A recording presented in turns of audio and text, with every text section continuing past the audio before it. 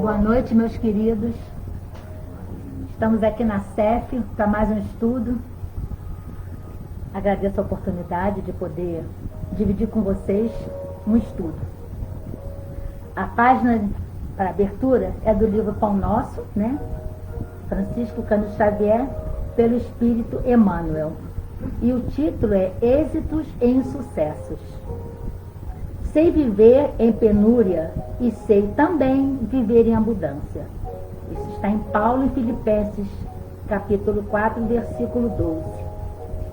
Em cada comunidade social, existem pessoas numerosas, demasiadamente preocupadas quanto aos sucessos particularistas, afirmando-se ansiosas pelo ensejo de evidência.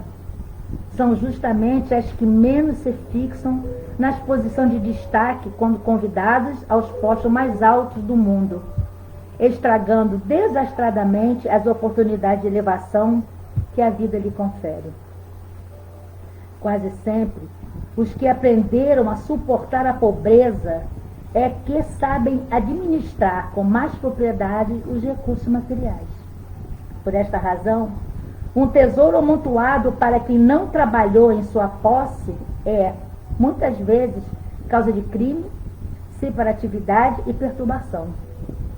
Pais trabalhadores e honestos formarão nos filhos a mentalidade do esforço próprio e da cooperação afetiva, ao passo que os progenitores egoístas e descuidados favorecerão nos descendentes a inutilidade e a preguiça.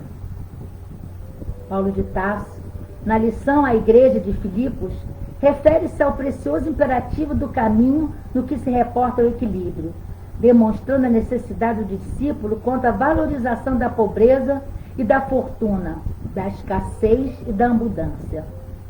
O êxito e o insucesso são duas taças guardando elementos diversos que, contudo, se adaptam às mesmas finalidades sublimes. A ignorância humana, entretanto, encontra no primeiro o licor da embriaguez e no segundo identifica o fel para a desesperação. Nisto reside o erro profundo, porque o sábio extrairá da alegria e da dor, da fartura ou da escassez, o conteúdo divino. Lindo, né? Lindo, que página. A página já é uma prece. Mas, em agradecimento a essas palavras tão lindas, que nunca vêm ao acaso, né? Sempre vêm para nos mostrar como que é importante nós sabermos viver, tanto na penúria como na abundância. Muitas vezes vivemos na penúria da alma, né? E na abundância dos erros. Por isso, Pai amado, louvado seja o seu nome. Louvado seja esses espíritos de luz que acampam nesta casa. Louvado seja o nosso Mestre Jesus, que nos trouxe todo o seu amor, todo o seu conhecimento, para que possamos espargir como ele essa bondade, o amor, a devoção aos nossos companheiros de jornada. Que possamos hoje, com o nosso estudo, alcançarmos uma fagulha de entendimento, para que possamos usar desse entendimento na prática de nossos atos. Se conosco, Mestre querido, e que possamos ser todos nós iluminados com a dádiva da sua presença entre nós. Graças a Deus. Gente, essa página eu não queria nem mais falar nada, entendeu? Foi para mim. Não foi para ninguém, foi para mim. Bom, meus queridos, eu gosto sempre de falar que eu detesto esse negócio de internet, eu não me sinto muito à vontade. Eu acho engraçado falar olhando para mim mesmo, aí eu tiro até óculos para mim não me enxergar, porque assim eu não me vejo, fica mais fácil. Bom, mas enfim, eu trouxe um estudo hoje, que está no capítulo 17 do Evangelho segundo o Espiritismo, que todo mundo sabe que é o meu capítulo preferido, deve ser porque eu não consigo praticar E eu fico repetindo ali o capítulo 17, faço palestra, capítulo 17, estudo capítulo 17. Vai ter uma hora que eu vou ser o capítulo 17, Seres Perfeitos. É esse o título do nosso estudo de hoje. Só que eu vou estudar o item 7, que é o dever.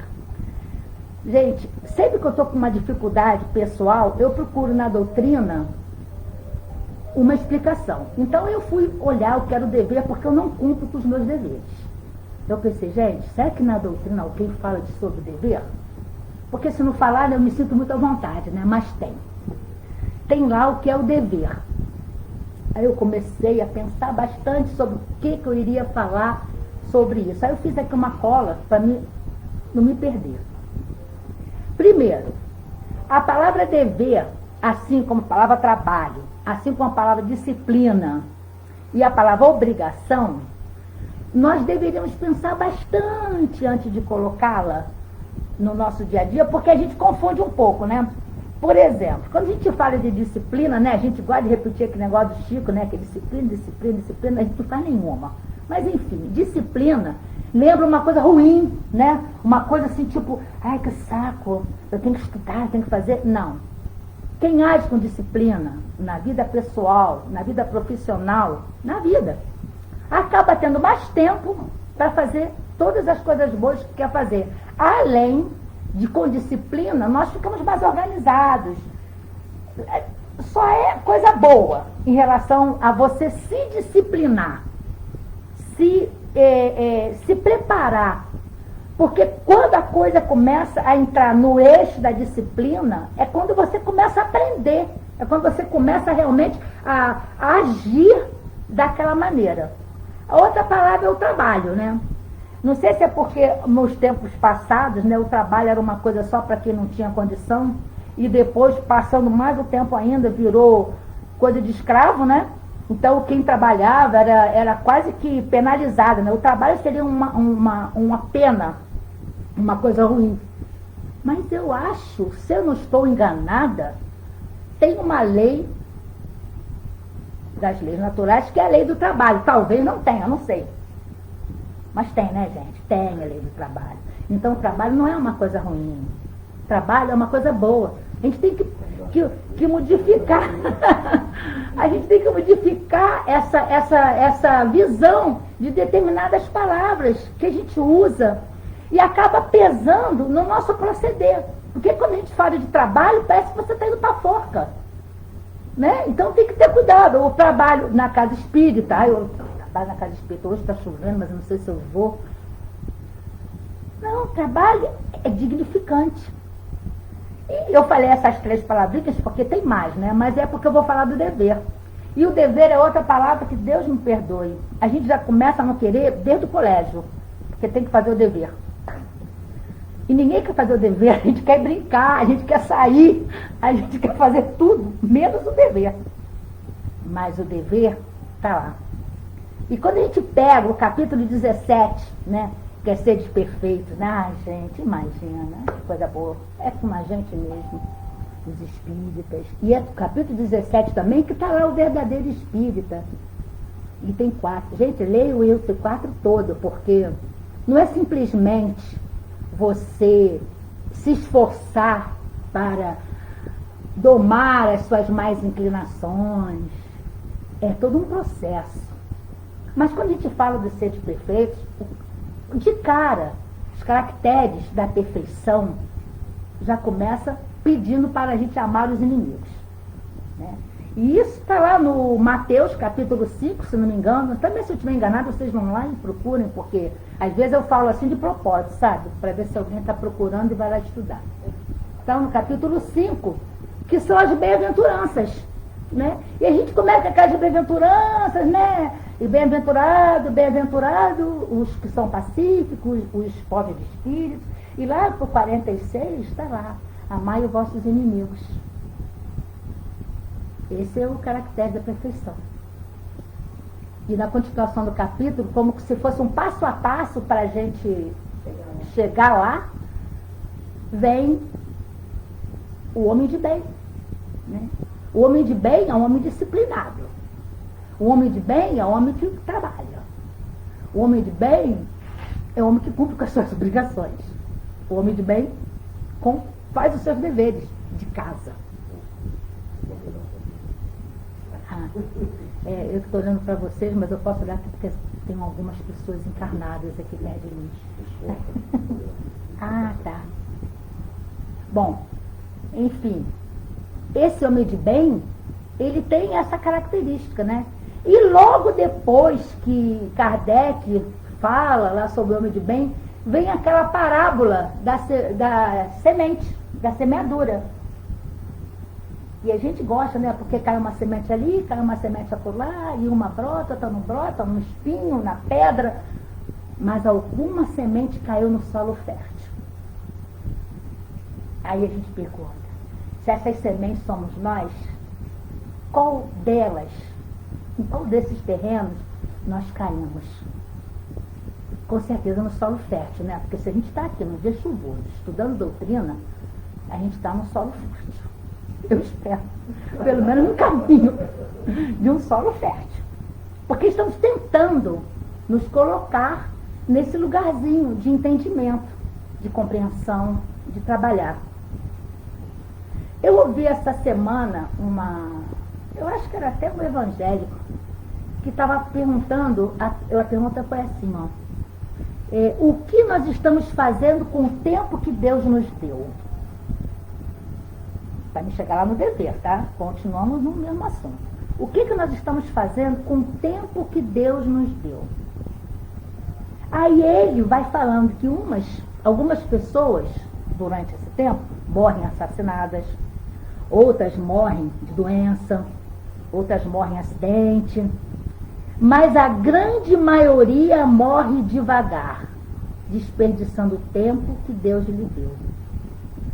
Aí eu falei, nossa mãe, eu vou ter que voltar para o capítulo 1 do Evangelho. Eu já estou no 17, vou ter que voltar para o 1. Porque o que nós estamos fazendo com isso, né? Com a nossa vida? E sabe quando é que a gente não desperdiça o tempo que a gente tem, que Deus nos deu? Adivinha, minhas crianças? Tem gente aqui, por isso que eu estou falando assim. Sabe como? Sabe como, meus queridos? Cumprindo o nosso dever.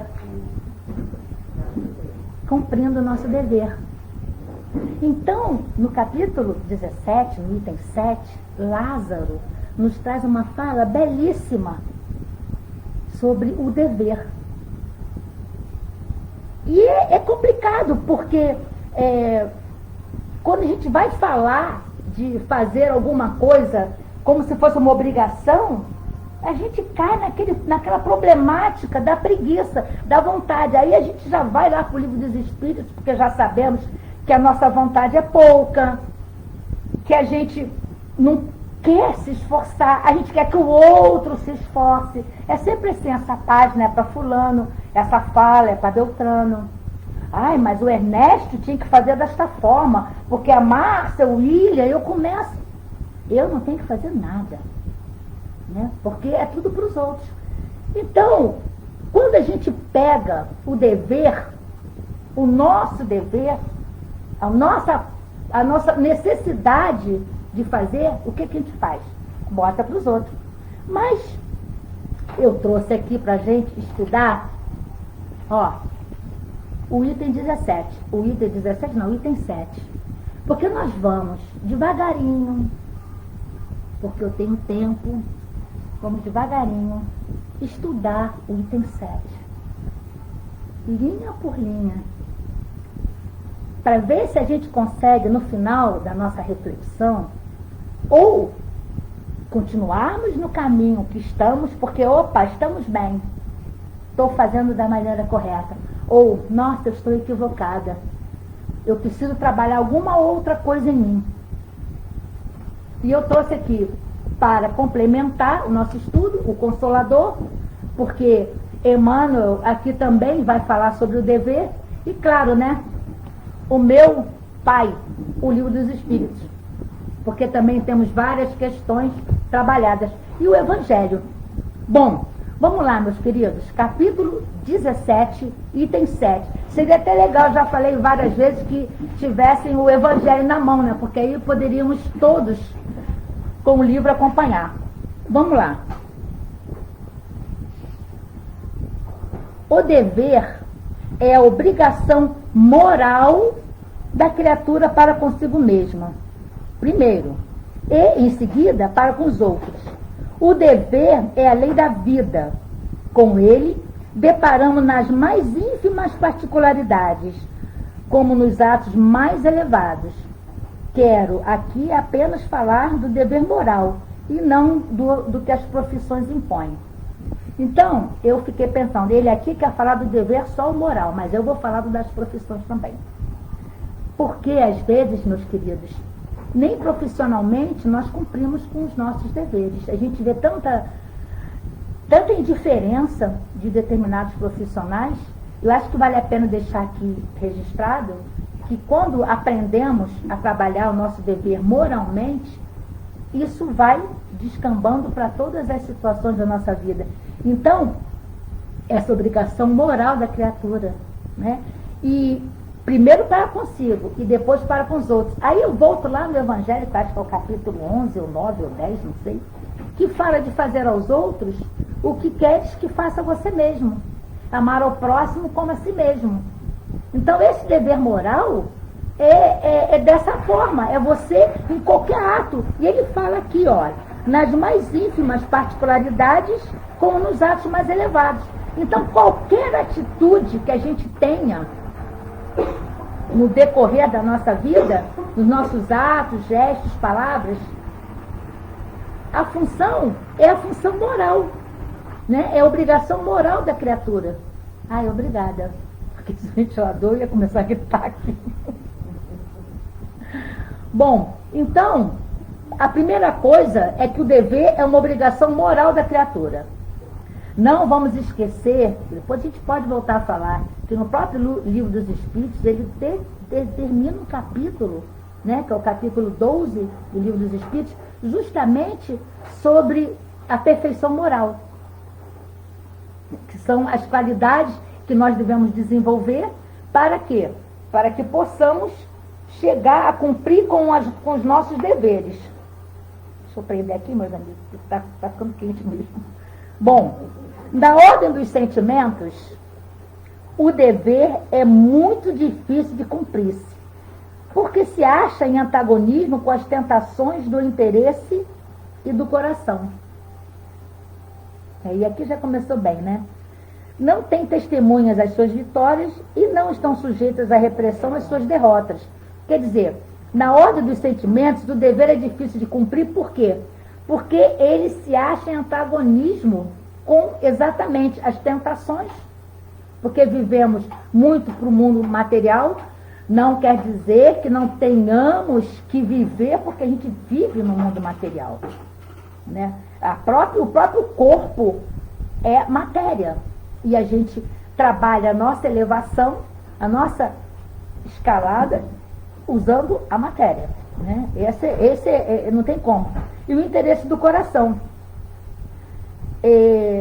Eu peguei aqui a questão 361, onde Kardec pergunta: de onde vem para o homem suas qualidades morais boas ou mais?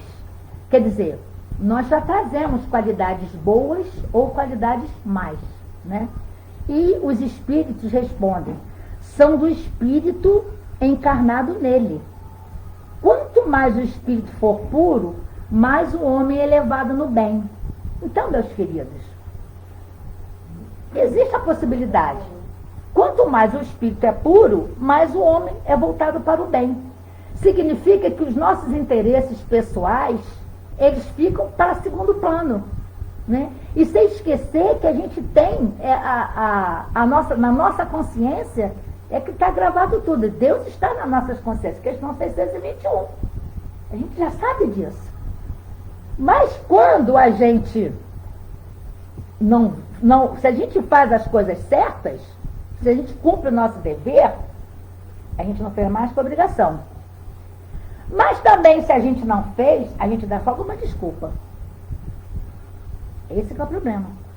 A gente pode até dar desculpa, mas aí Deus foi esperto, né?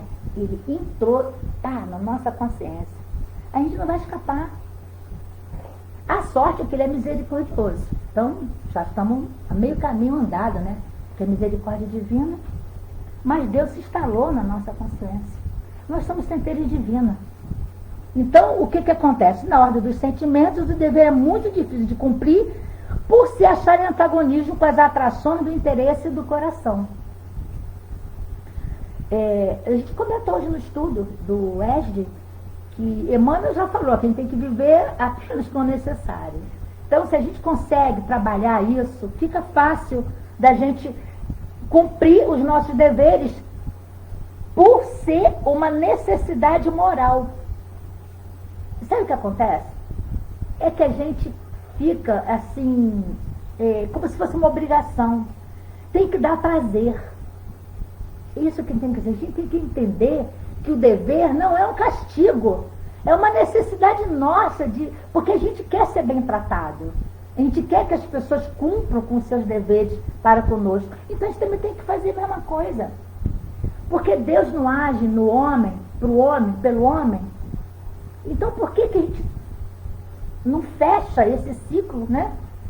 De cumprir com as nossas obrigações? Porque imagina, eu costumo sempre falar isso. Hoje dá uma a sessão mediúnica. Mas eu não vou não porque está chovendo. Eu não gosto de andar em Itaipuaçu com chuva, porque tem muita poça d'água, então eu não vou. Ou por qualquer outro motivo, porque está sol, porque eu vou para a praia, eu não sei, eu não vou. Ou eu não vou para a palestra. Hoje em dia a gente sente tanta falta, né? De estar na casa espírita. E quantas vezes que a gente convidava ser uma pessoa para ir na casa espírita e ficava pedindo para as pessoas irem, porque é tão chato, né? Você ficar falando, ou então a pessoa chegar lá de Niterói ou do Rio e ter meia dúzia de pessoas na casa. Mas a gente não se importa, porque a gente, o estudo é pra gente mesmo, né? Mas enfim, hoje em dia a gente sente falta, a gente quer estar na casa espírita, a gente quer estar lá. Mas eu não fui para a sessão mediúnica. Eu desisti, eu não fui. Por algum motivo.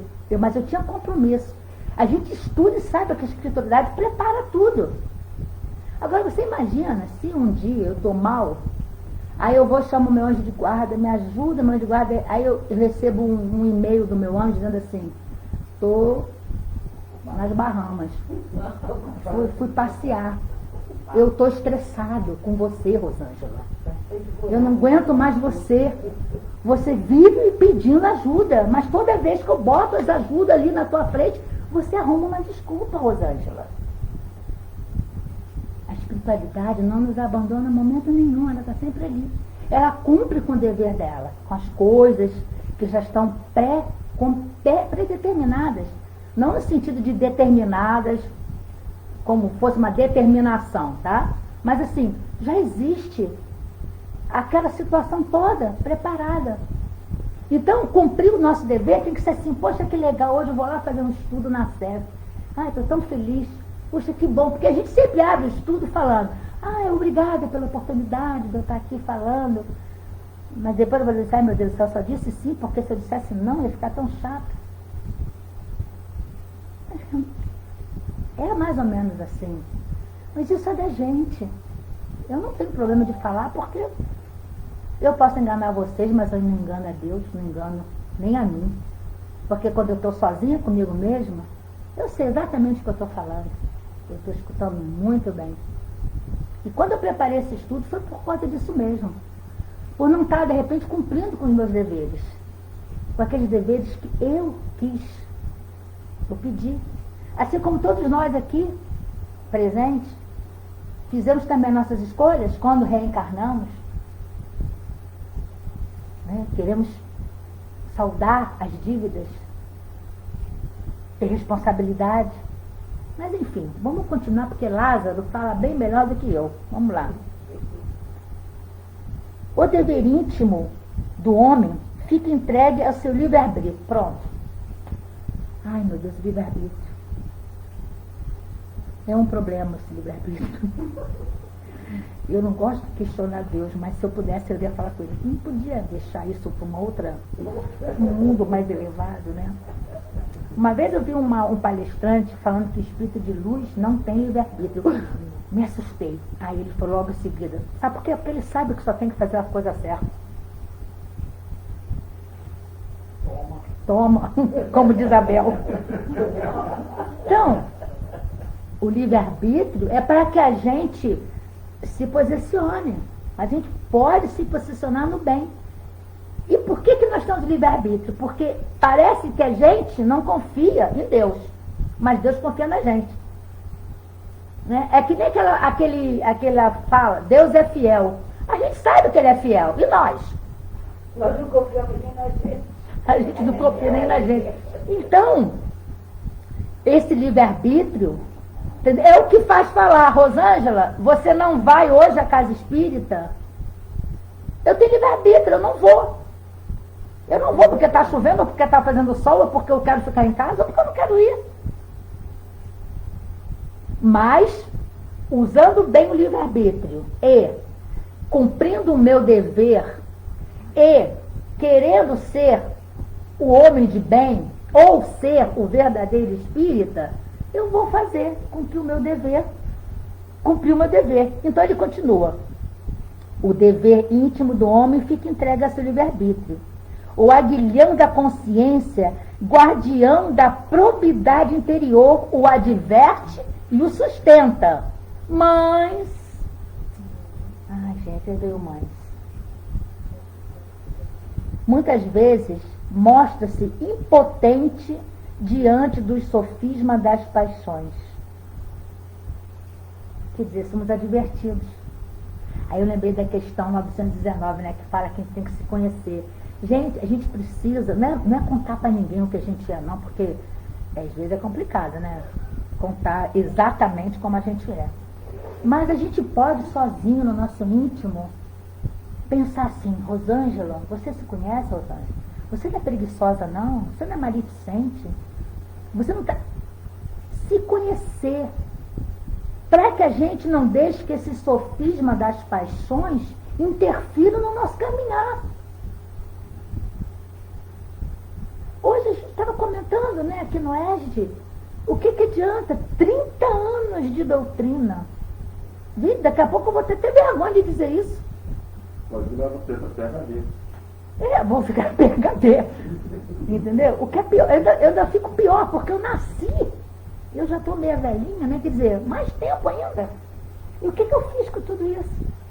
Quando é que o Espiritismo vai estar em mim? A doutrina? O Cristo vai estar falando por mim? A gente acha tão bonito quando Paulo diz que agora é o Cristo que vive em mim.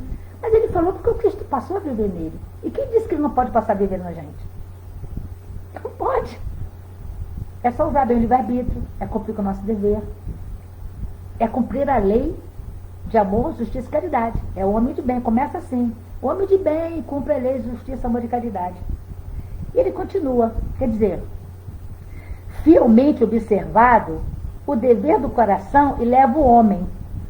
Como determiná-lo, porém com exatidão? Onde ele começa? Onde ele termina? Onde é que começa? O dever do homem começa no coração. Agora, onde ele começa? Onde ele termina? Né? Não é uma coisa para a gente ficar pensando? Aí ele responde aqui. O dever principia para cada um de vós exatamente no ponto em que ameaçais a felicidade ou a tranquilidade do vosso próximo. Acaba no limite que não desejais que ninguém transponha com relação a vós. Então, o dever principia para cada um de vós exatamente no ponto em que ameaçais a felicidade ou a tranquilidade do próximo. Então, ele começa aí. Quando a gente começa a interferir, a ameaçar, a ser inconveniente, né,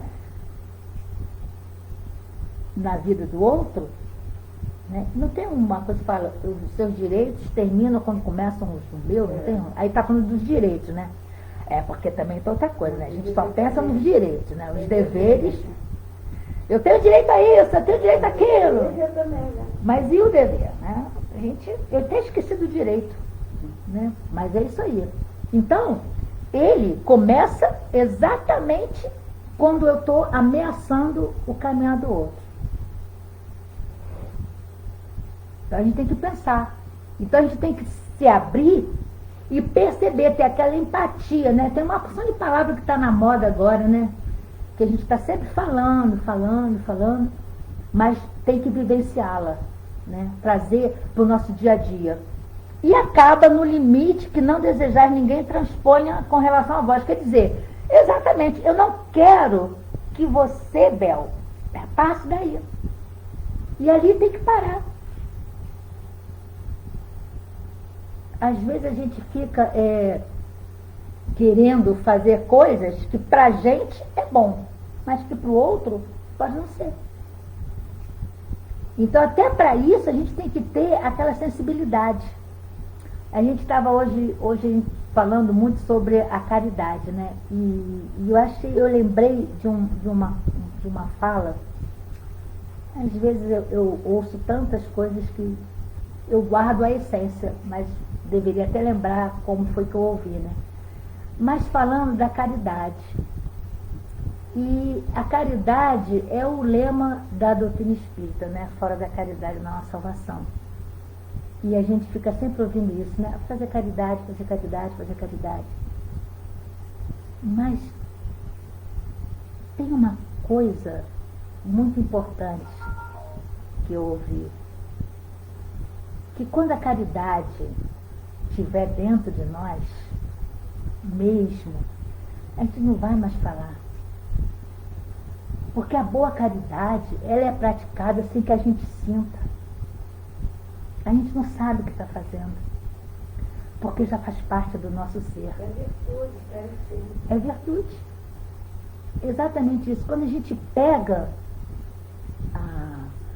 as leis morais, né? No capítulo 12 do Livro dos Espíritos, ele fala justamente isso.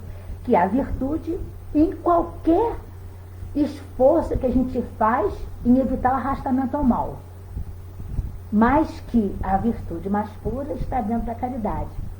Mas quando a gente para de ver a caridade como uma palavra, como uma atitude ainda pensada, mas vai chegar uma hora, por isso que eu só pesquei isso agora, gente. Por isso que eu não estou sabendo explicar direito. Só ontem que eu fui entender o que significa fora da caridade não há salvação. Eu não entendia. Porque a caridade ainda fala muito através das minhas mãos, da minha boca. E quando isso for atos, sem perceber, é todos os dias, não é uma hora, uma outra, é o cumprimento do dever. A caridade está ali, no cumprimento do dever. Porque conforme Lázaro vai falando, vocês vão entender exatamente por que é isso. E diz, Deus criou todos os homens iguais para a dor, pequenos ou grandes, ignorantes ou instruídos.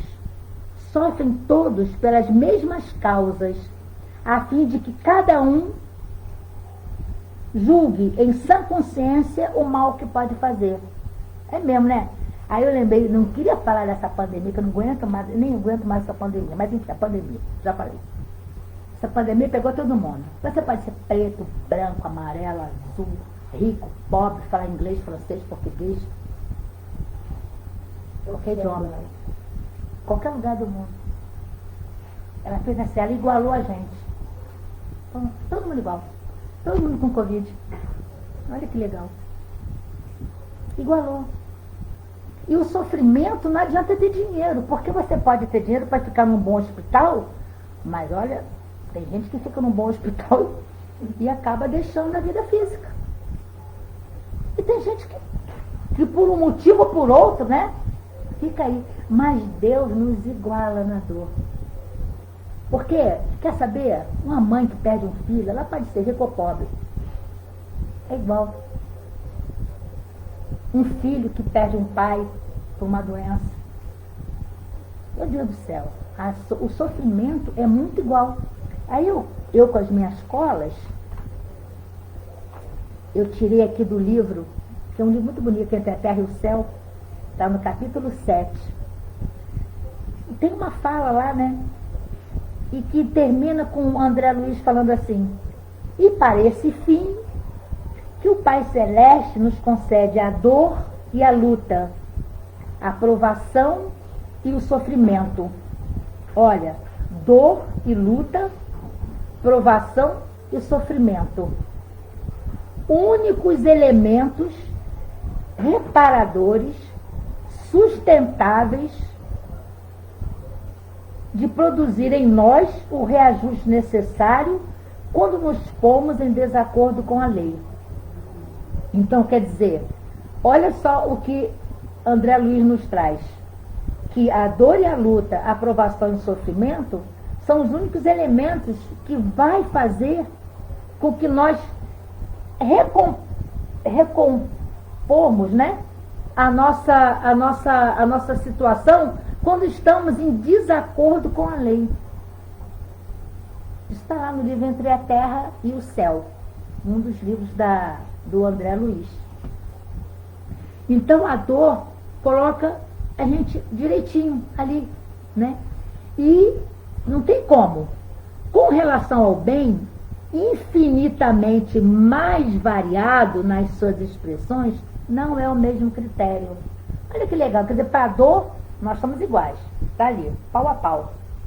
Mas quando a gente fala de bem, de fazer o bem, não é. Ele é variado nas suas expressões. Porque o bem é o bem, gente. Não é? É difícil a gente falar porque é tão simples e ao mesmo tempo tão difícil, né? E ele fala: a igualdade em face da dor é uma sublime providência de Deus que quer que todos os seus filhos, instruídos pela experiência comum, não pratiquem o mal, alegando ignorância dos seus efeitos. Olha só. Experiência comum, não pratiquem o mal. Quer dizer, então, se a gente vive uma experiência comum e não aprendemos que não devemos praticar o mal, já fica meio difícil, né?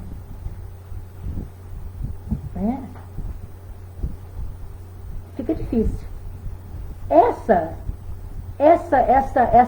igualdade, essa experiência comum faz com que a gente entenda o nosso dever moral, né? E essa dor aqui, quando ele coloca a igualdade na dor, é a dor educativa, é a dor que vai fazer com que a gente perceba a necessidade de melhorar. E ele continua: o dever é o resumo prático de todas as especulações morais. É uma bravura da alma que enfrenta as angústias da luta. Olha, tem um texto do irmão X, que eu já fiz um estudo, eu acho muito bonito, que fala sobre a ascensão de um discípulo, né? Um discípulo à luz. E tem um determinado momento onde, quando ele está realmente passando a entender como que se procede essa transformação interior, ele começa a sofre sozinho. Sofre porque consegue entender, começa a perceber como que o proceder da gente, às vezes, é diferente do que a gente quer fazer, né? Paulo já disse, né? O bem que eu quero fazer eu não faço, mas o mal, Nossa Senhora, essa frase aí eu já podia escrever aqui na minha camiseta. Porque é mais ou menos assim. Então, essa dor que às vezes a gente sente por estarmos cumprindo o nosso dever, às vezes assim, todo um processo, né, na vida que a gente vai passando, tem uma explicação. E ele fala que o dever é o resumo prático de todas as especulações morais. É uma bravura da alma que enfrenta as angústias da luta. Lembra que lá na frente a gente estava falando que a gente fica dividido entre a paixão, né, e o coração? Quando a gente luta o tempo todo para não ser fútil, para não ser egoísta, para não ser ruim, para não ser maledicente. A gente fica brigando com a gente o tempo todo. Ai, por que eu falei isso? Por que eu fiz isso? Por que eu disse isso? Por que eu não fiz isso? Por que eu fiz aquilo? Gente, a gente parece uns bichinhos, né? Nós somos vários em um só. Nós somos quase que uma legião. E olha que na Bíblia isso não é muito bom, né? Mas enfim, somos uma legião de diabinhos. Os porquinhos. Então, nós travamos uma luta muito grande conosco. Tem acho que é Alba Ta'an. Ele fala assim: o mestre mandou amar o meu inimigo. Malbataan. Ainda bem que eu tenho um mestre Ernesto aqui comigo. Malbataan, ele falou para os discípulos: aprenda a amar o seu inimigo. Eu obedeci e amei a mim mesmo. Então é isso. A gente vive numa luta conosco. Vamos lá, vou te continuar aqui com o Lázaro. O dever é o resumo prático de todas as especulações morais. É uma bravura da alma que enfrenta as angústias da luta. É austero e brando, pronto a dobrar-se às mais diversas complicações. Conserva-se inflexível diante das suas tentações. Aí pegou, né, gente? Ele conserva-se inflexível diante das tentações. Aí é de cada um, né? Tem momentos da vida, ou muitos momentos, que estamos sozinhos, as decisões são nossas. Às vezes é complicado a gente ser mais forte que uma tentação. E a tentação é muito pessoal. Porque, por exemplo, ninguém vai me tentar a ficar num bar bebendo. Porque nessa eu vim sem vontade de beber. Eu já devo ter bebido bastante, porque eu tenho eu tenho horror à bebida alcoólica. Mas não é mérito nenhum não, tá? É porque eu não gosto mesmo. Então essa tentação eu não tenho. Mas eu posso ter outra. Eu estou falando uma tentação material. Mas eu vou passar para uma moral. William, você sabe o que a Conceição falou? Ai, conta! Pois é. Maledicência. Pois é. Vou te ajudar. Conta aí. Ele já quer até saber o que a Conceição falou. Tá vendo? Então, conserva-se inflexível diante das tentações. É legal a gente falar assim e fazer esse estudo dessa forma, porque parece que a gente tem que fazer alguma coisa muito grandiosa. A gente só tem que viver. Viver conforme a lei de Deus, é só isso. Não tem que levantar daqui e sair querendo botar um manto de santo, que não vai funcionar. Não existe, não é assim. Então, cumprir o dever é isso. É respeitar o outro. É colocar o outro na frente. Coisa que a gente não sabe, né? Foi preciso chegar no capítulo 17, eu passei para aquele amar o próximo e não li essa parte, né? Porque o capítulo amar o próximo vem antes, mas tudo bem, eu cheguei no 17, estou lá reforçando essa condição de saber cumprir com o meu dever. E não ceder às tentações, que são muitas. Né? E não esquece, gente, que não adianta vir com essa história de que foi influenciado, porque mesmo que a gente sabe que os espíritos influenciam tanto, que muitas das vezes é ele que nos governa, que nos dirige. Gente, essa é a questão, a 400 alguma coisa, mas se você continuar andando nas outras questões, vai chegar naquela que diz assim, mas a ideia inicial é sua. Orai e vigiai. Então, aí, orai e vigiai, orai, faz isso, né? E para cumprir o nosso dever. Vamos lá, continuar. É o capítulo 11, que é amar o próximo, tá? Eu botei minha cola aqui no livro. O homem, Lázaro falando, o homem que cumpre o seu dever, amar a Deus, mais do que as criaturas, e amar as criaturas mais do que a si mesmo, é, a um tempo, juiz e escravo, em causa própria. Né? Aí a gente pode ser os verdadeiros cristãos, né? Os verdadeiros espíritas, os bons espíritas. E ele continua, o dever é o mais belo laurel da razão. Descende desta como de sua mãe o filho. Olha só, o dever é o mais belo laurel da razão. Então, gente, eu me lembrei Nós não temos uma coisa que fala que a doutrina espírita tem uma fé raciocinada, né? Usa a razão, né? A gente não trabalha. Pois é, né? E agora o dever é o mais belo laurel da razão. Nossa, a gente... Isso passar batendo. De vez em quando a gente precisa ler novamente, estudar. O homem tem que amar o dever. Olha, amar o dever. Depois eu vou voltar aqui nessa parte de amar a Deus e amar o próximo. Porque amar a Deus é uma coisa muito complicada. É muito complicado.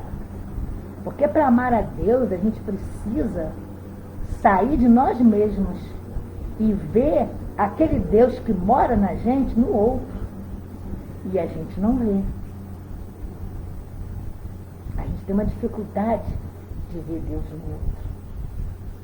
O homem tem que amar o dever, não porque preserve de males da vida, males aos quais a humanidade não pode subtrair-se. É porque é isso. A cumprir o nosso dever, levar uma vida reta dentro dos princípios que a gente se propõe a viver, não quer dizer que não teremos problemas, que não teremos as pedrinhas. Gente, Jesus, o que ele fez de errado? E passou pelos percalços da dor, do sofrimento, da traição.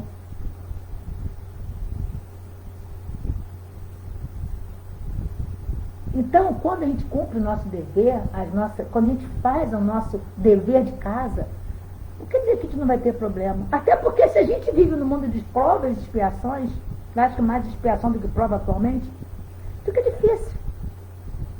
A única coisa que acontece é que quando a gente cumpre o nosso dever com o coração, amando o que estamos fazendo, quando vem o sofrimento na nossa vida, a gente sabe que está amparado. Isso é uma coisa muito pessoal de cada um. Porque tem horas, isso eu já falo por mim, tem horas que, não para todos os problemas, que tem uns que eu me descabelo mesmo, mas tem horas que me acontecem coisas que eu não me reconheço na minha reação. De tanto é a minha convicção de que aquilo é passageiro. Que aquela dor não vai perdurar. Que ela tem tempo para acabar. Ela tem um ensinamento. Ela veio com uma necessidade. E eu preciso entender o porquê daquilo. Tem horas que funciona, tem horas que não. Aí eu leio de novo. Estudo mais um pouco. Então, Ela quer viver, né?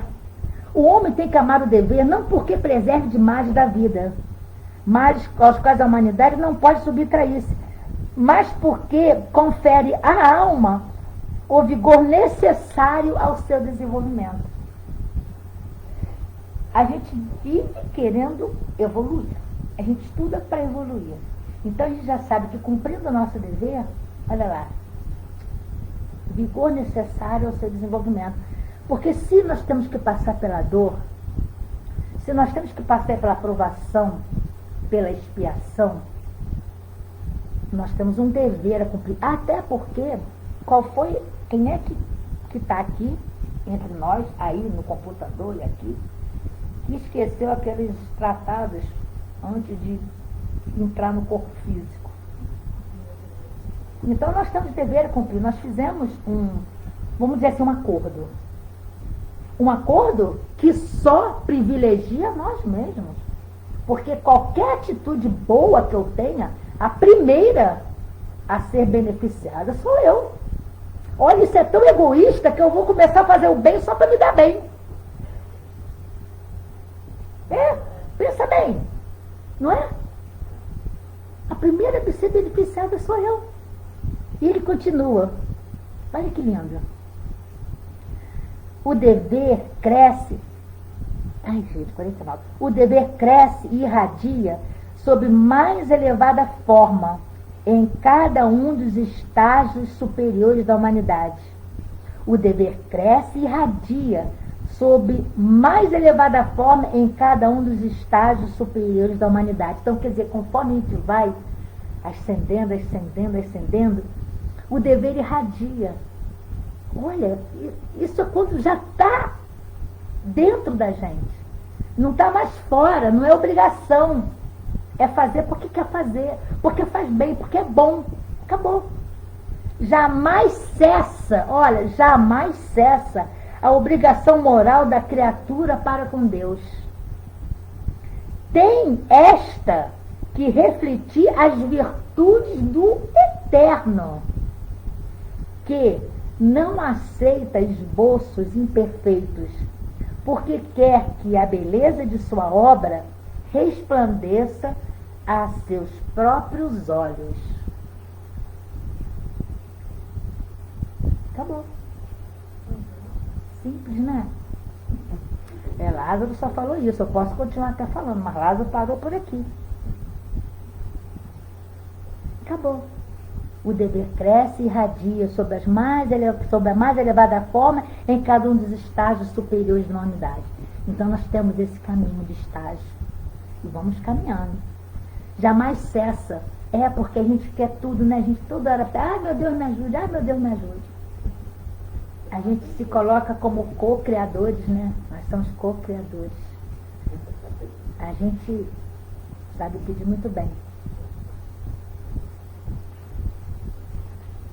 Ele não aceita esboços imperfeitos, porque quer que a beleza de sua obra resplandeça a seus próprios olhos.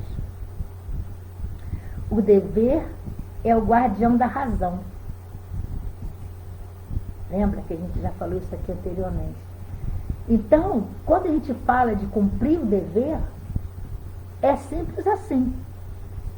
Ele está inserido lá no capítulo 17, que tem o título de Sede Perfeitos.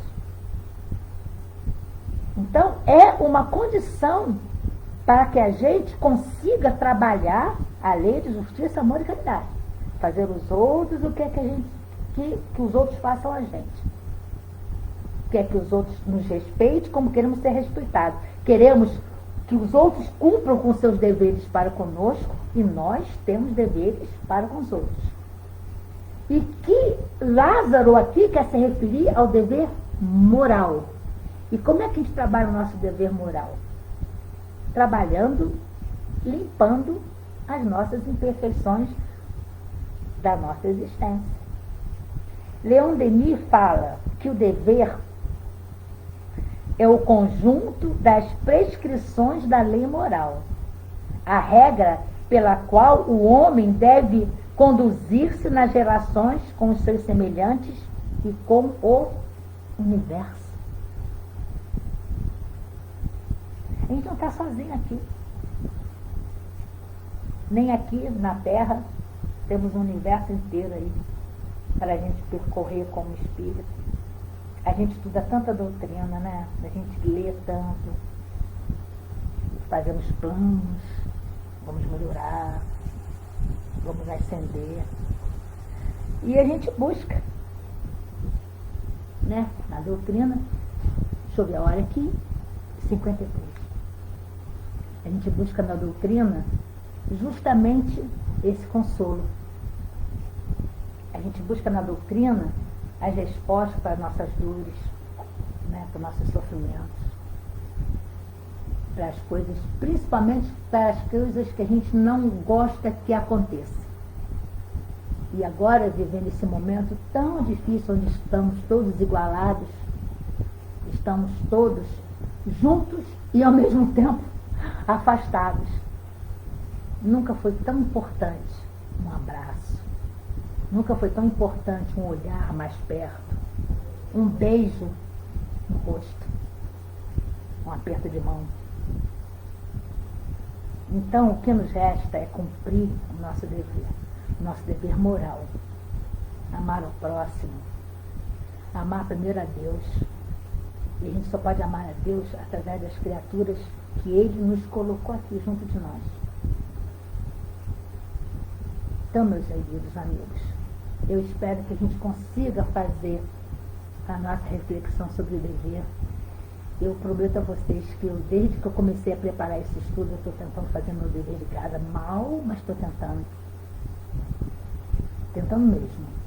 E que nós todos possamos, mesmo com nossas imperfeições, né, com os nossos jeitinhos para isso, para aquilo, que a gente, no fundo, quando botar a cabeça no travesseiro, pergunte: Pai, o que eu posso ainda fazer hoje? Porque foi exatamente o que o Saulo falou quando encontrou as suas portas de Damasco. Quando é que nós vamos encontrar a nossa, né? Quando é que a gente vai chegar para Jesus, né, e falar: o que queres que eu faça? Será que a gente tem condição de falar isso? O que queres que eu faça? Eu ontem... não pergunto. Ontem eu ouvi uma palestra e que no final da palestra ele fala assim, que a gente tem que amar e servir. Aí eu fui dormir repetindo: amar e servir, amar e servir, amar e servir. Nossa. Difícil. Difícil amar e servir. Ser amado é bom, ser servido também. Amar e servir depende de nós. E servir, escolher. Escolher. Escolher. Cumprir, né, os nossos deveres. É isso, meus amigos. Antes que eu comece a ficar muito emocionada, que eu acho que tem um mentor que adora chorar, talvez porque sempre que eu termino o estudo eu percebo a importância de que precisamos fazer muito mais do que estamos fazendo. Mesmo não podendo fazer exatamente tudo que ele tem que fazer, mas temos que cumprir com o nosso dever. E eu peço muito, muito, muito a Deus que sempre nos ilumine, que sempre fique junto de nós. Até porque nem sei porque eu peço, porque Ele nunca nos deixou a sós. Nós é que nos fechamos em nosso egoísmo, em nossa maldade íntima, de nossos erros. Abraçamos o nosso lado sombra e deixamos de percorrer os caminhos que nosso Mestre Jesus nos deixou para trilhar. Basta seguir os seus passos, Mestre, porque desta forma cumpriremos com os nossos deveres, cumpriremos com tudo que prometemos a nós mesmos. Que possamos ainda hoje sermos um pouquinho melhores. E que a sua luz brilhe em nossos corações, brilhe dentro de nós. E que, se não conseguirmos, sei, todos nós sabemos que a sua misericórdia é infinita e continua com suas mãos estendidas em nossa direção. Que o Senhor consiga abraçar hoje toda a humanidade, todos aqueles que sofrem, todos aqueles que não te conhecem, porque é tão mais fácil sentir a dor quando temos a sua companhia. Mestre, esteja conosco, hoje e agora e sempre. Que a sua luz se faça nesse planeta. Que as suas bênçãos derramem sobre todos aqueles que nesse momento estão deixando a vida carnal para encontrarem no mundo espiritual a paz que certamente encontrarão ao seu lado. Todos nós, Pai, necessitamos dessa paz. Todos nós queremos encontrar a luz. Mas a paz começa em cada um de nós. Que toda a humanidade perceba isso. Que possamos ser todos focos de luz, de amor e de bênçãos na vida uns dos outros. Ser conosco, Mestre. Sempre. Sempre. Graças a Deus. Rosângela, antes de desligar, queria te passar aqui Quem que está aqui ao vivo, Ah, já tinham 23 pessoas assistindo, que é um quórum muito bom. desistiu. É 25, né? Agora tem Desistiu. 19, mas olha só, tem a Cristina, que é minha irmã, a Oi. Wanda Helena, o Orlando, a Dona Yolanda, Ah, dona Yolanda, que o seu gracinha. Celso, Ah, Celso. a Isabel, tá aqui, Posso dar beijo? a Jo, Ai, Lu, é linda. a Solange Pegione, a Lisa Salles. Estou fazendo pouco. Ai, gente. Eu estou fazendo por Gente, estudem a o Carlos doutrina. Alberto Almeida, É do Atman, né? a Vandelena eu já falei, Ana Gregório, E Ana, do Gecal. Ana Gregório. Eu até falei para a Marise largar de ter apego, porque ela falou: o pessoal do Gecal está aqui. Não, Marise, eles não são seus, eles são nossos. É, claro, é ruim, hein? É. Marisa, A você, por favor, hein? E tem mais aqui, Desapega. deixa eu ver aqui, Marise. Ai, gente, obrigada, obrigada. A Cláudia eu falei, a Cristina, a Holanda eu falei, a Natália, o Alexander. Carlos fala. Ah, Fala jura? no quê? Ah, Carlinho vai pegar no meu pé depois. Deixa eu ver aqui, tanta gente. Ângela Albuquerque, a Marta Rosenberg, a Reinalda Conceição, Gente, obrigada, obrigada. Cristina Chagas, a Lígia Regina, Demila. Demila eu não Ah, vi, Elizabeth Demila. Pereira, Evangelizou meu filho. Regina é Jesus. Eu não sei se falar isso, eu falei direito. Ai, gente, me desculpem, tem nomes bom, que eu não e sei perdão assim. aqueles que a gente não mencionou.